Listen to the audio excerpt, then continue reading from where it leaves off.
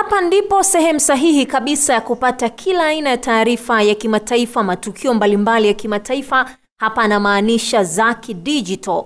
Sasa Rais wa Marekani Donald Trump ametangaza ushuru mpya wa bidhaa zinazoagizwa kutoka nje ikiwemo dawa pamoja na malori. Ametangaza kuongeza ushuru hadi 100% kwa dawa zinazotengenezwa nje kwa kutumia leseni za kampuni za Kimarekani au zinazozalishwa ndani ya Marekani lakini kuuzwa kwa majina tofauti. Hatua hii itaanza kutekelezwa kuanzia Oktoba mosi, yaani Oktoba 1, 2025, isipokuwa kwa kampuni zitakazojenga viwanda vya kuzalisha ndani ya Marekani. Aidha, serikali ya Marekani imeweka ushuru wa 25% kwa malori makubwa ya kubeba mizigo, huku ushuru wa vifaa vya jikoni pamoja na bafuni vikiongezwa kwa 50%.